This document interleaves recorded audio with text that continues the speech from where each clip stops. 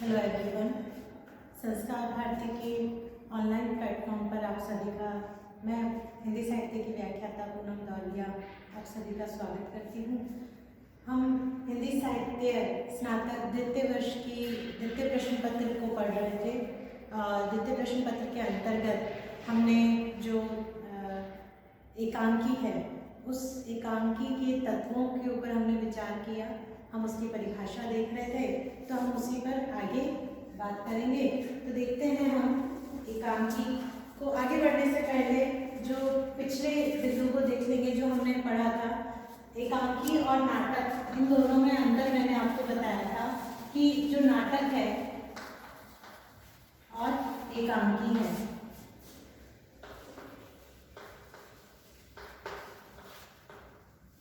उन दोनों में जो अंतर है उसके बारे में हम बात कर रहे थे। तो हम पहले जो हमने पढ़ा है उसी को हम दोबारा से देख लेते हैं। तो नाटक और एकांकी के हमने देखे थे। हम बात कर रहे थे अगर अंक की, तो नाटक में कई अंक हो सकते हैं, अर्थात 5 से अधिक भी हो सकते हैं।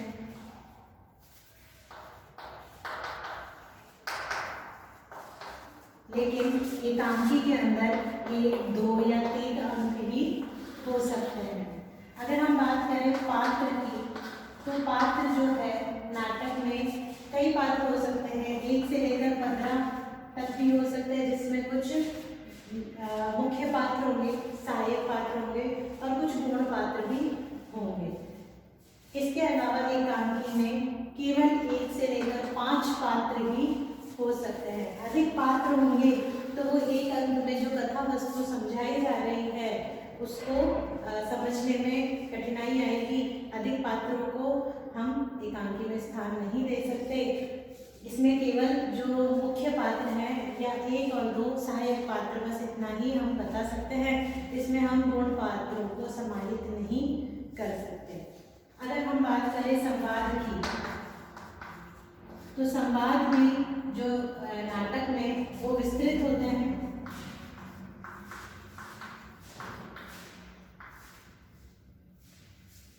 बड़े बड़े हो सकते हैं, बड़े और उसका विस्तार से वर्णन करने वाले। और एकांकी में संवाद छोटे होंगे, लेकिन वो कम शब्दों में बात को समझाने वाले, यानी कि बहुत ही कम शब्दों में अपनी बात को समझा दे, इतनी चातुर्य के साथ होंगे। चातुर्य के साथ कम शब्दों में, जिसे हम मैंने गागर में सागर भरने वाले शब्दों को हम रखेंगे। जैसा कि मैंने आपको बताया था, अवस्थी जी की परिभाषा, राम कुमार वर्मा जी की परिभाषा में उन्होंने एकांकी को गागर में सागर भरने से वाले मुहावरे से भी समझाया है। अगर हम बात करें आगे, तो संवाद के बाद में जो इनमें जो पृथक करेगा इनसे, तो वो है देशकाल। देशकाल के अंतर्गत जो मतलब घटना जो है, यहाँ पे कई घटनाओं का चित्रण हो सकता है। 1 से अधिक घटनाएं हो सकती हैं। एक से अधिक घटना हो सकती है, जबकि एकांकी में एक या 2 घटनाओं का ही चित्रण होगा। इससे अधिक घटनाओं का अगर अंक है तो एक घटना को ही हम अगर समझाएंगे तो ही एकांकी में उचित रहेगा। 3 अंकों में समाहित हो सकती है, जबकि मुख्यतया इम्पॉर्टेंट है कि एक घटना का ही चित्रण होना उचित रहता है। एकांकी में उसको ही अच्छे से समझाया जा सकता है। इसके बाद हम बात करते हैं कि देशकाल और वातावरण में भी। इसके बाद अगर हम बात करें तो कथा वस्तु होगी, नाटक में भी होगी, और जो एकांकी है उसमें भी कथा वस्तु होगी जो घटना से ही जुड़ी होगी। इसमें कथा वस्तु विस्तृत हो सकती है, जिसमें कथा के साथ में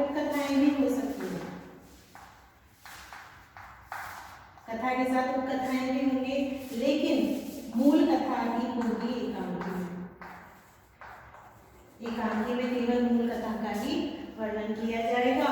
और अगर हम इसके लिए और अगर बात करें तो उद्देश्य जो सबसे ज्यादा इम्पोर्टेंट है, जो उद्देश्य दोनों में ही कोई ना कोई उद्देश्य होगा, शिक्षाप्रद उद्देश्य होगा, कोई ना कोई विचारप्रद उद्देश्य होगा। तो उद्देश्य होना दोनों में ही क्या है, अनिवार्य होता है।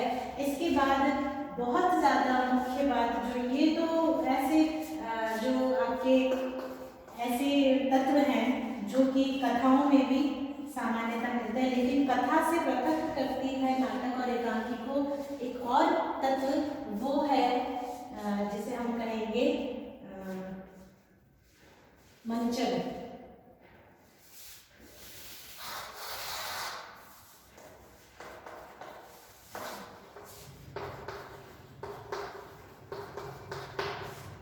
यहाँ पे मंचन जो है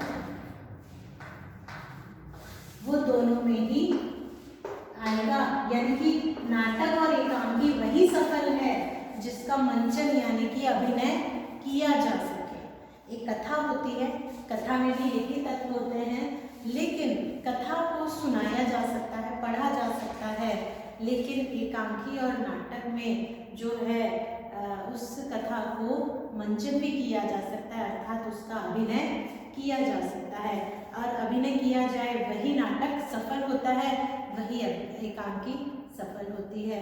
मैंने बताया था कि जैसे एक पूरी फिल्म है वो आप नाटक समझ लीजिए, और एक शॉर्ट फिल्म है वो आप एकांकी समझ लीजिए। यानी कि कम समय सीमा में जो कथा वस्तु या कोई घटना प्रदर्शित की जाती है उसे क्या कहेंगे, एकांकी कहेंगे। और जो एक से अधिक घटनाओं में कथाओं के साथ उपकथाओं के साथ प्रदर्शित की जाती है, कई पात्र होते हैं जिसमें उसे नाटक कहेंगे। यानी कि सबसे ज़्यादा इम्पोर्टेंट जो चीज़ है वो है मंचन। अब नाटक और एकांकी लिखे भी इसी तरह से जाते हैं कि लेखक जो है वो पाठक को ये बता देता है कि अभिनय के समय उसे किस किस तरह का वातावरण यानी देश का वो पूरा उसका वातावरण का जिक्र करेगा कि कमरे का वातावरण कैसा है, उसमें क्या कैसी साज सज्जा है, किस तरह के जिस समय या देश काल ऐतिहासिक है या जिस देश काल से संबंधित है उसी का वातावरण को प्रदर्शित करना होगा। अगर मान लीजिए बात हम मुगल काल की कर रहे हैं, कहानी मुगल काल से संबंधित है, लेकिन आप मंचन करते समय आधुनिक उपकरणों का प्रयोग दिखाएंगे तो वो बात हजम नहीं होगी, क्योंकि वो उससे देश काल से क्या होगी, साम्य नहीं होगी, उससे मैच नहीं होगी। तो इसीलिए ये बहुत आवश्यक हो जाता है। तो राइटर जो है, लेखक है, वो एकांकी और नाटक में आपको बता देगा कि किस किस तरह की वहाँ के परिवेश या अगर उस परिवेश में पात्र है, कहाँ उसे चुप रहना है, कहाँ उसे हंसना है, कहाँ उसे जो हाव भाव प्रदर्शित कर रहे हैं उसका भी वो जिक्र करेगा। तभी वो अभिनेता या पाठक है उसको समझ पाएगा कि उसे किस तरह से इसे प्रदर्शित करना है। और ये ही होगा, ये तभी उचित होगा क्योंकि जिस मानसिकता से लेखक लिखता है उसी मानसिकता से उसे अभिनय भी किया जाए, तभी जिस सोच को, जिस विचार को लेखक प्रस्तुत करना चाहता है वही प्रदर्शित भी हो, उसी का जो अभिनेता अभिनय भी करे और उसके बाद दर्शक या पाठक है उसे वही रस की अनुभूति हो जो कि लेखक चाहता है, तभी वह सफल है। अगर इसमें त्रुटि होगी तो लिखा कुछ और जाएगा, अभिनय कुछ और किया जाएगा और दर्शक या पाठक को समझ में कुछ और आएगा, तो वो नाटक सफल नहीं होगा, वो एकांकी सफल नहीं होगी। नाटक और एकांकी दोनों ही प्ले हैं, एक का आकार बड़ा है और दूसरे का छोटा है, बस यही एक अंतर इन दोनों में है। लेकिन एक मुख्य अंतर और है, जो तत्व होते हैं एकांकी के, मैंने आपको संस्कृत के आधार पर भी बताए थे। एकांकी के जो चरण हैं वो 3 प्रमुख हैं। आरंभ होता है, संघर्ष होता है और चरम सीमा पे पहुंच के वो उसका अंत होता है। ये 3 मुख्य होते हैं, मैंने आपको पिछली कक्षा में बताया था। क्योंकि ये रिवीजन है, हम थोड़ा सा तेजी से आगे बढ़ेंगे। आप पिछला वीडियो देखिएगा अगर कुछ ना समझ आए तो एकांकी में जो समाप्ति है वो अचानक होगी, किसी तरह की समाप्ति, किसी विषय उद्देश्य की पूर्ति करके, लक्ष्य की पूर्ति करके उसे अचानक से समाप्त किया जाए, तो वहाँ पे एकांकी की महत्ता हो जाएगी, वहाँ एकांकी अपने उद्देश्य को पूरा कर पाएगी। तो ये तो थे आपके तत्व एकांकी के आधार पर, नाटक के आधार पर। इसके बाद जो है हम बात कर रहे थे परिभाषाओं। अभी तक क्योंकि इनके समान हैं नाटक और एकांकी के तत्व, इसीलिए हमने इनको जो एक साथ पढ़ा है। अब नाटक के बारे में हम बाद में बात करेंगे, हम सिर्फ एकांकी के ही विषय में बात करेंगे। तो एकांकी की परिभाषाएं हम देख रहे थे डॉक्टर रामकुमार वर्मा के अनुसार, और डॉक्टर अवस्थी की हमने परिभाषाएं देखी थी। तो हम उन्हीं से जुड़ी आगे बात करेंगे, उन्हीं की परिभाषाओं को बताएंगे। डॉक्टर रामकुमार वर्मा ने जो परिभाषाएं दी हैं हम उन्हीं को आगे दिखाएंगे। मैं बहुत सारी परिभाषाएं बोर्ड पे नहीं लिख पा रही, तो क्योंकि बहुत सारे राइटर्स की बड़ी बड़ी हैं, बड़ी परिभाषाओं में आप लोग अपना कोई इंटरेस्ट नहीं दिखाएंगे, याद नहीं कर पाएंगे, लेकिन उसे सुनिए ज़रूर, उसे समझिए, क्योंकि अगर कुछ याद रह गया तो हम उसके विचार तो लिख ही सकते हैं, लेखक का नाम भी लिख सकते हैं। 15 नंबर का क्वेश्चन बड़ा इम्पॉर्टेंट होता है, तो उससे जुड़ी कुछ तो बातें लिख सकते हैं। उनमें से जो छोटी परिभाषा हैं उनको आप अपने पेपर में लिखने के लिए याद भी कर सकते हैं। किस बच्चे को कौन सी परिभाषा याद होगी, कहाँ नहीं जा सकता, आपके अनुसार कुछ और उचित होगा, किसी और के अनुसार कुछ और, इसीलिए मैं सभी परिभाषाओं का जिक्र एक बार कर देना चाहती हूँ। तो मैं आपको आप सभी परिभाषाओं को बता देना चाहती हूँ। हम देखते हैं आगे की परिभाषाएं। हम परिभाषाएं देख रहे थे एकांकी की। तो एकांकी के बारे में अगर हम बात करें, एकांकी एक ऐसी नाट्य प्रधान विधा है जिसके माध्यम से मानव जीवन के किसी एक पक्ष, एक चरित्र, एक कार्य, एक पारिपार्श्य, एक भाव की ऐसी कलात्मक व्यंजना संभव है जिसमें कि ये अविकल भाव अनेक की सहानुभूति और आत्मीयता प्राप्त कर लेते हैं। जैसा कि मैंने आपको बताया था कि एक ही चरित्र का वर्णन होगा, यानी कि पात्र, मुख्य पात्र के बारे में, और उसके मुख्य कार्य जो उसमें उद्देश्य है उसका वर्णन, एक परिपार्श्य यानी कि एक ही वातावरण उसके उद्देश्य का पूर्ति, और एक ही भाव की कलात्मक व्यंजना होगी। कलात्मक व्यंजना यानी कि वो व्यंजना जिसे हम व्यंग्य रूप में जो वो बात कहना चाह रहा है उसकी संभावना तभी प्रदर्शित हो पाएगी। एक ही पक्ष की वहाँ बात कर रहे हैं हम। अविकल भाव अनेक सहानुभूति और आत्मीयता प्राप्त कर लेते हैं, ये सभी होंगे तभी वो पात्र सबके हृदय में समा पाएगा। एकांकी शब्द कहने को तो वन प्ले एक्ट अंग्रेजी का अनुवाद है, लेकिन हिंदी में पहले एकांकी शब्द के साथ प्ले का समानार्थक शब्द नाटक लिखा जाता था, पर कालांतर में नाटक शब्द कहीं खो सा गया। अब केवल एकांकी शब्द के उच्चारण के साथ एक ही अंक के नाटक का चित्र हमारी आँखों के सामने झूल जाता है, यानी कि वन प्ले एक्ट को हम सिर्फ एक नाटक यानी कि शॉर्ट फिल्म की तरह लेते हैं। अगर हम बात करें परिभाषाओं की, तो मैंने आपको बताया था रामकुमार वर्मा की परिभाषा। एक एकांकी को वो क्या मानते हैं, एक मंत्र, एक अंकुश, यानी कि एक तरह का मंत्र है, एक अंकुश एक तरह की रोक है, एक गागर और काम का कुसुम धनु मानते हैं, यानी कि एक गागर एक ही उद्देश्य पूर्ति करने के लिए काम का कुसुम धनु, यानी कि जो कामधेनु गाय है उसकी जो सबकी इच्छा पूरी करती है, ऐसी गाय का दृष्टि में देखते हैं। मेरी दृष्टि में जीवन का संकेत खोजने की चेष्टा में रहती है, कोई ऐसा भाव बिंदु मैं आँक सकूँ जिसमें जीवन का प्रतिबिंब झलक सके, यानी कि किसी एक ऐसी बिंदु पर मैं ऐसी बात कर सकूँ जिसमें जीवन का प्रतिबिंब झलक जाए। कोई ऐसी गागर भर दूँ जिसमें सागर अस्तित्व समा जाए। जैसा कि मैंने आपको बताया था, बिहारी के दोहे गागर में सागर इसीलिए ही है क्योंकि वो कम अपनी कम शब्दों में अपनी मुख्य बात को अच्छे से प्रदर्शित कर पाते हैं। तो वही एकांकी का भी मुख्य उद्देश्य है।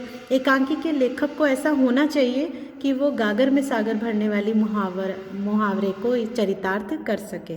इसीलिए बड़ी ही काव्यात्मक शैली में रामकुमार वर्मा ने लिखा है कि भाव बिंदु में आँख सको जिसमें जीवन का प्रतिबिंब झलक जाए, कोई ऐसी गागर भर दूं जिसमें सागर का अस्तित्व समा जाए, मेरे हाथ में ऐसा अंकुश आ जाए जिसके वश भावों का ऐरावत उठने बैठने लगे। ऐरावत हाथी को कहते हैं, और हाथी को चलाने के लिए जो महावत होता है उसके हाथ में जो अंकुश होता है, कांटा होता है, इसे अंकुश कहते हैं रोकने के लिए।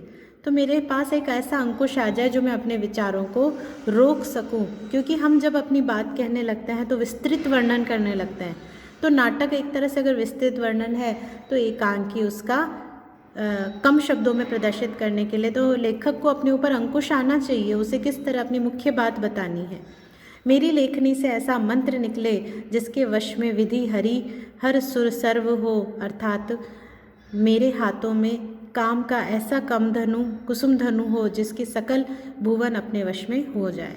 जो मेरी कामधेनु गाय है, जो सबकी इच्छा पूरी करती है, तो मेरे पास भी एक ऐसा मंत्र हो कि मैं भी अपनी लेखनी में विधि हरि हर सुर सर्व हो, यानी कि ईश्वर की बनाई हर बात को मैं सिद्ध कर सकूं, बता सकूं, दुनिया में पहुंचा सकूं। एकांकी ऐसा ही भाव बिंदु है। पाश्चात्य विद्वानों के अनुसार एकांकी कला पर अत्यंत गंभीर विचार किया। इनमें आप देखें तो परसीवल वाइल्ड का विचार एकांकी में सबसे महत्वपूर्ण तत्व है, क्योंकि एकांकी जीवन का एक ऐसा सच्चा चित्र होता है जो कम से कम समय में पूर्ण प्रभाव डाले, घटना को स्पष्ट करे और ऐसा चरित्र चित्रण करे कि लोग उसे मिथ्या ना समझे। अर्थात कम समय में प्रभावपूर्ण चित्रण करना ही एकांकी का उद्देश्य होता है, जो कि सच्चा लगे, झूठ ना लगे, लोगों को जीवन से जुड़ा सच्चाई हो। ये इनमें सिडनी बॉक्स के अनुसार एकांकी को प्रभाव डालने वाला होना चाहिए, यानी वो प्रभावित करे। वही बात है जो पहले सभी ने कही है, घुमा फिरा के सभी लोग उसी बात को उसी के लिए कह रहे हैं कि समय की एक तो कम समय में बात करें, अपनी अच्छे से समझा पाएँ अपनी बात को और प्रभावशाली बना सकें। उसमें केवल एक ही घटना का निरूपण होना चाहिए, किसी एक ही चरित्र का, एक चरित्र वर्ग को उभारना चाहिए। अप्रधान प्रसंग गौण घटना, इसमें अनावश्यक पात्रों का जमघट नहीं होना चाहिए, ये सिडनी के अनुसार। इसके आगे वाटर प्रिंगटन ईस्टन, जो कि पाश्चात्य विद्वान हैं, उन्होंने भी बोला है कि एक घटना एक विषय और परिस्थिति से आरंभ होकर उसी में पल्लवित होना चाहिए, एक प्रभाव डालकर विकास ग्रहण करना आना चाहिए उस विषय वस्तु का। इसी तरह पाश्चात्य विद्वानों और समीक्षकों ने एक प्रमुख विचार, विशेष समस्या, मुख्य घटना या किसी एक सुनिश्चित लक्ष्य को आधार बनाकर निर्मित इसको किसी सुनिश्चित लक्ष्य होना चाहिए, उसका कोई ना कोई मुख्य घटना होनी चाहिए, एक प्रमुख पात्र होना चाहिए या एक प्रमुख पात्र वर्ग के बारे में चित्रण को करना चाहिए, किसी एक वर्ग को उभार के प्रस्तुत किया गया हो, किसी एक पहलू पर प्रकाश डाला गया हो, कम से कम समय के अंतर्गत जीवन की कोई एक सजीव झांकी प्रस्तुत की जाती है। इसी के साथ देखिए आगे, इन उपयुक्त परिभाषाओं के अनुसार एकांकी का जो स्वरूप है, एकांकी को नाटक का संक्षिप्त संस्करण बताते हैं। नाटक बड़े होते हैं, एकांकी उसका संक्षिप्त स्वरूप है। कुछ स्वतंत्र विधा के रूप में स्वीकार करते हैं और कुछ उसी के एक भाग के रूप में उसे बताते हैं। कलिवर की दृष्टि से एकांकी एक अंक का नाटक है। अगर हम एकांकी के बारे में कहें तो वो क्या है, एक अंक का है। दृश्य विधान के अनुसार दो भेद हैं, अर्थात पहले में तो एक ही दृश्य रखा जाता है और दूसरे में अनेक दृश्यों की योजना की जा सकती है। जैसे मैंने बताया, एक अंक के नाम के कारण उसे एकांकी कहते हैं, वरना उसमें 2 या 3 अंक भी हो सकते हैं। घटना के मार्मिक स्थलों से आरंभ होती है, भावी घटनाओं का अवरोध, जिज्ञासा और कौतूहल में वृद्धि करते हुए उसकी तीव्र गति विस्मयपूर्ण संक्रमण बिंदु तक पहुंचती है।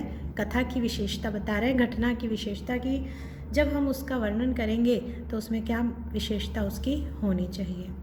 त्रिक संगति, वही मैंने आपको बताया था संकलन त्रय के बारे में, स्थान, समय और कार्य की तीनों की संगति होनी चाहिए।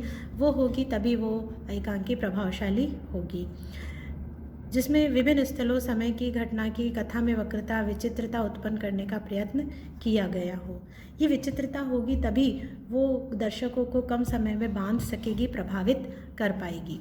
अनेक दृश्यों की योजना करनी पड़ सकती है, तो उसके लिए कभी कभी अनेक दृश्य भी, एक से अधिक अंक भी बनाए जा सकते हैं। इस तरह से हम देखते हैं। आगे देखिए, मर्यादा की दृष्टि से अगर हम बात करते हैं कि हम एकांकी पर विचार करें, तो एकांकी केवल अधिकाधिक कथा को ही प्रमुखता दी जाती है। एकांकी में अगर बात करें तो किसी पात्र के बारे में बताना या उसके जीवन से जुड़ी बात कहना तो किसी नाटक या महाकाव्य या विस्तृत वर्णन में होता है, लेकिन अगर हम एकांकी में बात करें तो घटना ही प्रमुख होगी। सबसे ज़्यादा इसकी विशेषता यही है। घटना, प्राय जो घटना होती है अनेक लघु घटनाओं का आश्रय पालकर आगे विकास पाती है।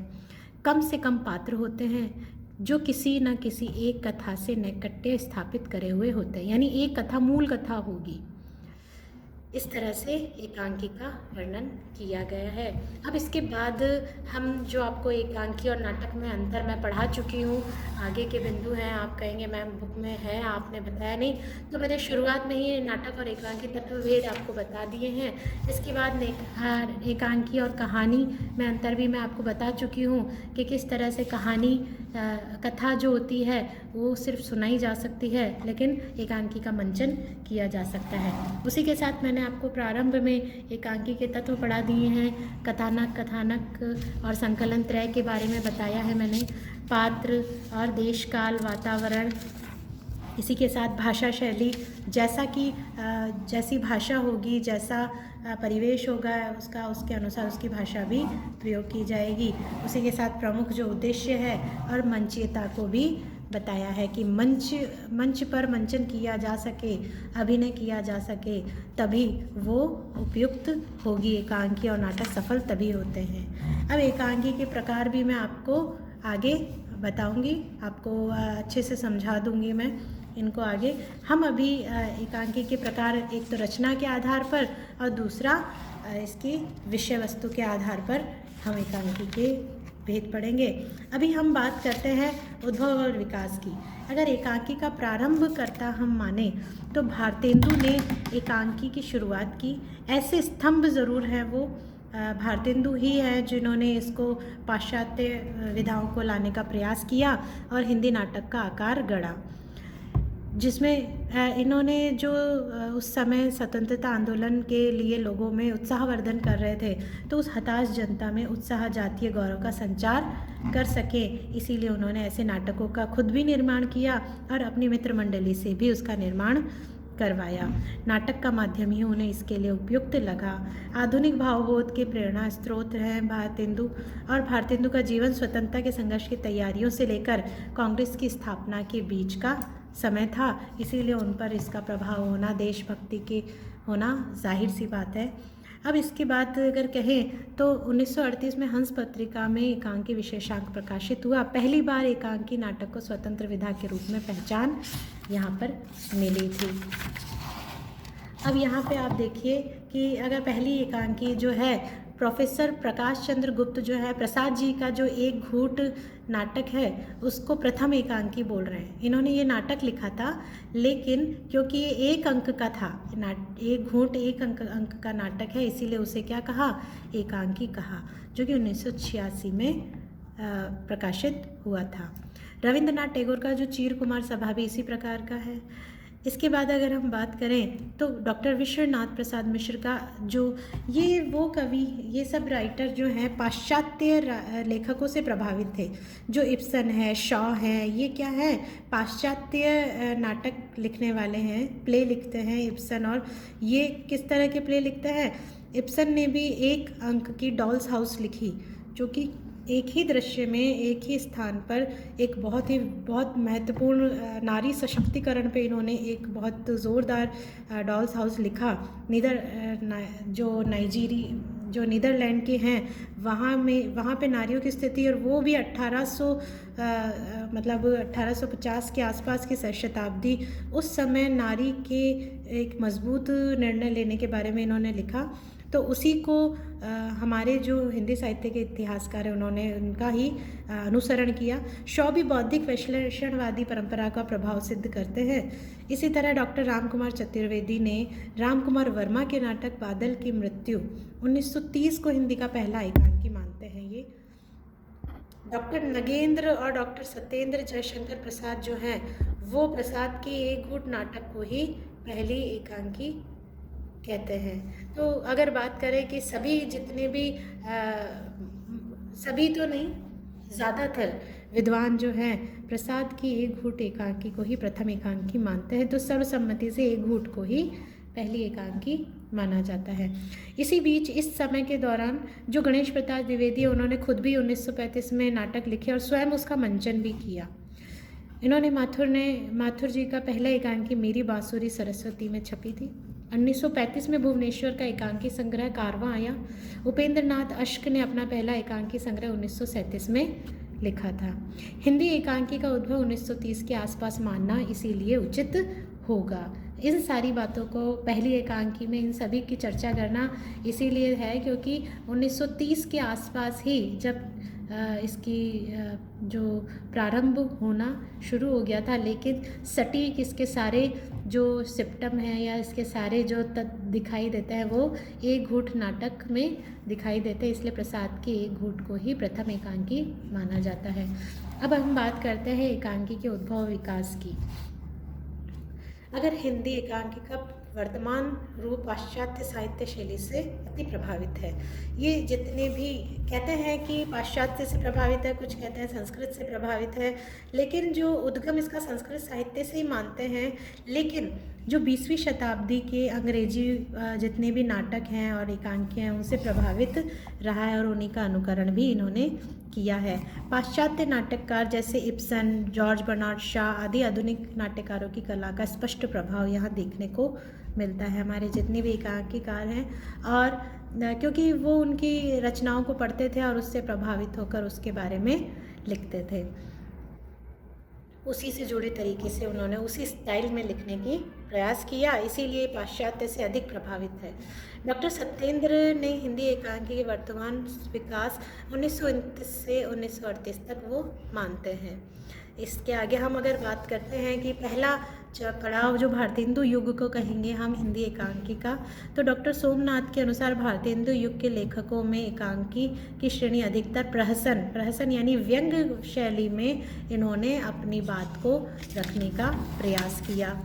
अब ये देखिए आप जो इसकी विषय वस्तु की हम बात करें, विषय वस्तु की दृष्टि से भारतेंदु युग में अधिकतर देश प्रेम और भारतेंदु युग, जैसे भारतेंदु ने स्वयं ने भारत दुर्दशा, भारत जननी लिखा, राधाचरण गोस्वामी ने भारत माता और अमर सिंह राठौड़ लिखा, रामकृष्ण वर्मा ने भारतोद्धार, काशीनाथ खत्री ने तीन परम की मनोहर ऐतिहासिक रूपक आदि एकांकी ऐतिहासिक कथा वस्तु में देश प्रेम और जागरण, राष्ट्रीय भावना से ओतप्रोत एकांकियों के निर्माण किए हैं।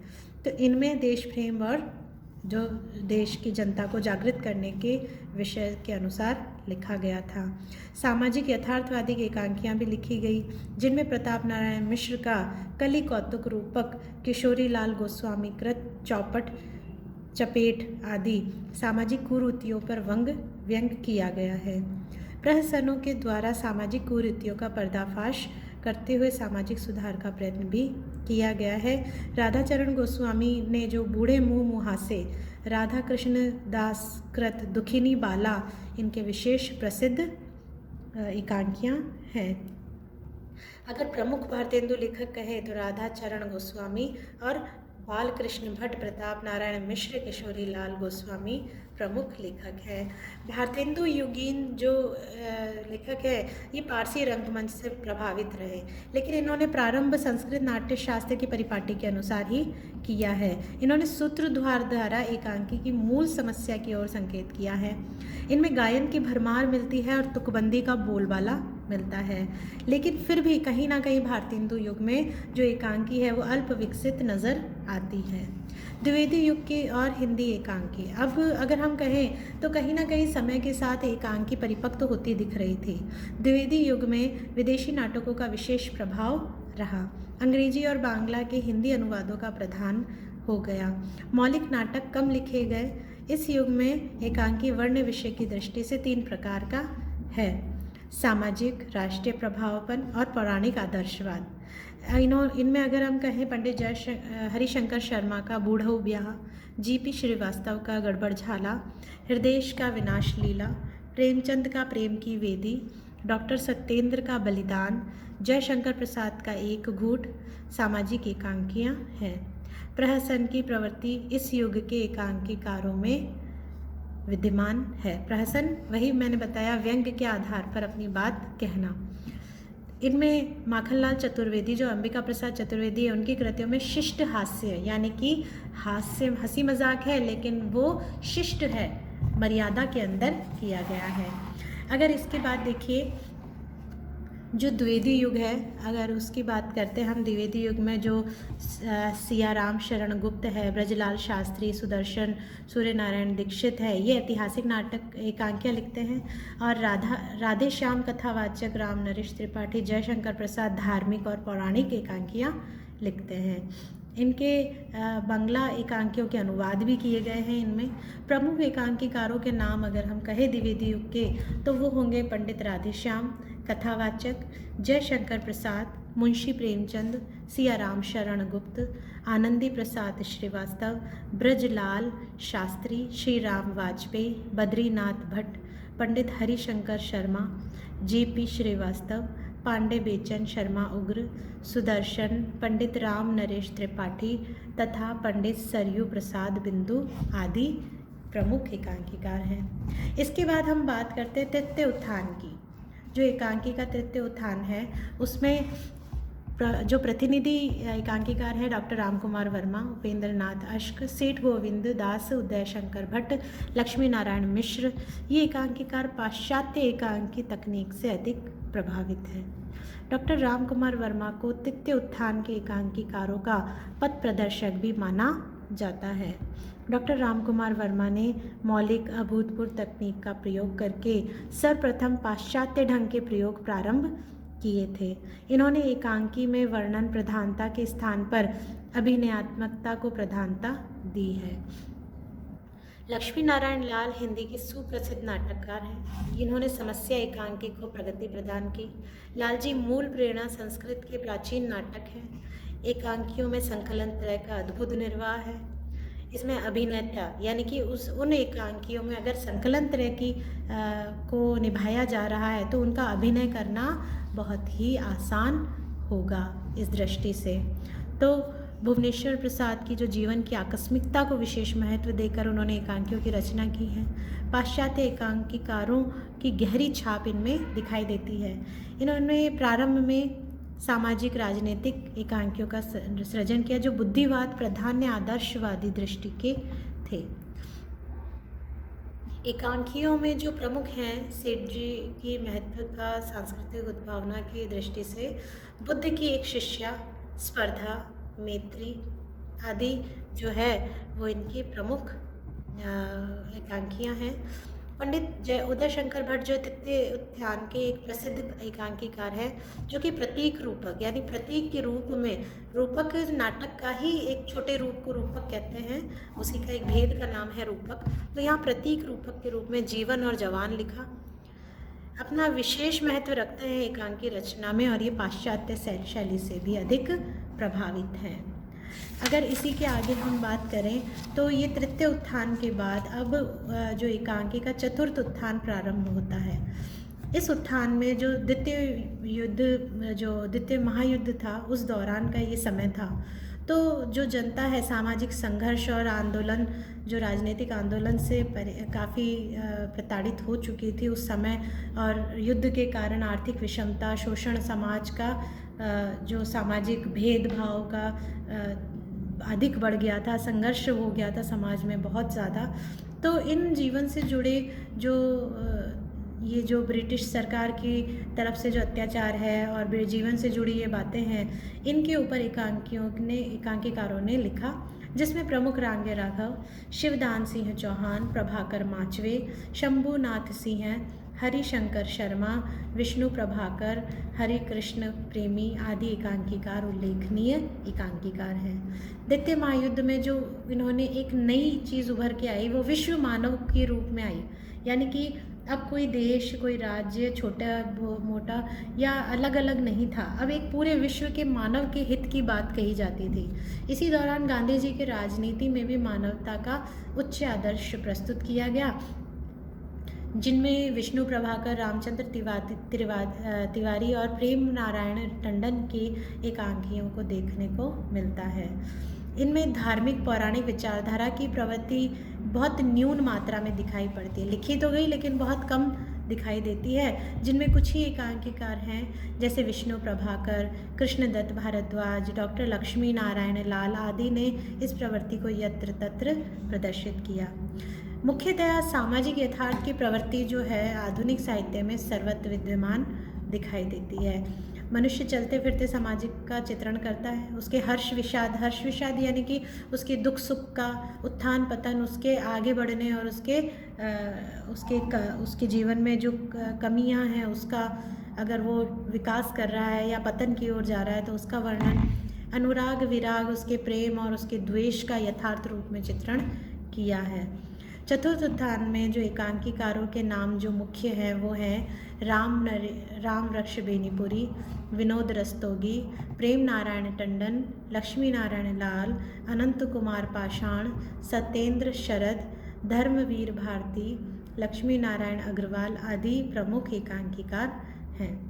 अब एकांकियों, ये तो थी सारे चतुर्थ जितने भी एकांकी के जो उत्थान के हमने पड़ाव पढ़े, चारों पड़ाव में। अब अगर आधुनिक काल में इन चारों पड़ावों से प्रभावित होकर आगे के जो रचनाकार हैं उसमें मुख्य रूप से मोहन राकेश, जी.जे. हरिजीत, हमीदुल्ला, सुरेंद्र वर्मा, गिरीश बख्शी, गिरिराज किशोर, सिद्ध कुमार, राजेंद्र कुमार शर्मा, विपिन कुमार अग्रवाल, अमृतलाल नागर, रमेश बख्शी, सुदर्शन मिजिठिया, सत्येंद्र शरद और सत्येंद्र श्रीवास्तव, ये बहुत उल्लेखनीय नाम कहे जा सकते हैं। इनमें मोहन राकेश की उन्होंने जो अपनी बेचैनी और अभिधान को प्रस्तुत किया है वो शायद और हम इन्होंने बीज नाटक और क्षत्रियों को पाश्चात्य नाटकों की संज्ञा दी है। ये इस तरह के नाटक लिखे इन्होंने, इन्हें क्या कहा है, बीज नाटक और क्षत्रियाँ कहा है, जो कि पाश्चात्य नाटकों से प्रभावित बताया है। इन एकांकियों में जो फुल लेंथ नाटकों के, अगर आगे हम कहें तो आगे के जितने भी नाटक हैं फुल लेंथ नाटक है। बाकी इन नाटकों के अंदर जो अकुलाहट है वो एकांकियों के लिए अनाटक, चंद्रशेखर छोटे नाटक, रमेश बख्शी लघु नाटक, जी.जे. हरिजीत आदि संज्ञाएं सामने आई हैं। अनेक नाटकों के नाम दिए इन्होंने अनाटक, छोटे नाटक, लघु नाटक के रूप में, लेकिन इन्हें अनाटक इसीलिए कहा कि ये बड़े नहीं है, नाटक नहीं है, इसलिए अनाटक है। ये एकांकियों के ही नाम है, छोटे नाटक, लघु नाटक, लेकिन मुख्य रूप से ये एकांकियों की ही बात कर रहे हैं, एकांकियों का ही प्रदर्शन किया गया है। तो ये थी आपकी एकांकियों से जुड़ी बात। ये जितने भी हैं ये बड़े नाटक, फुल लेंथ नाटक हैं, तो नाटकों के अंदर हम इनकी बात करेंगे। बाकी जो एकांकी है उसका स्पष्ट रूप से हम कह सकते हैं कि जो एक घटना और छोटे जो नाटक होते हैं एक घटनाक्रम को प्रदर्शित करते हैं, जैसे नुक्कड़ नाटक, बीज नाटक, मूक नाटक, ये जो जैसे ये सामने आते हैं, ये प्रहसन, रेडियो, फैंटेसी, मोनोड्रामा, ऐतिहासिक, पौराणिक, एकांकी, थिएटर नाटक आदि भेद, टीवी नाटक, कंप्यूटर नाटक भेद सामने आए हैं। यानी एक एपिसोड में हम एक लघु फिल्म भी देखते हैं, वो नाटक की संज्ञा से मुक्त नाटक हो सकता है। इसीलिए एकांकियों को अधिक महत्ता हो गई है। जीवन में जितनी भागदौड़ हो गई है, लोगों के पास समय नहीं है, तो पूरे नाटक के लिए जब समय नहीं होता तो एक एकांकी नाटक के लिए समय निकलता है और वो व्यक्ति को प्रभावित भी करता है। ये सबसे बड़ी बात एकांकी के अंतर्गत कही जा सकती है।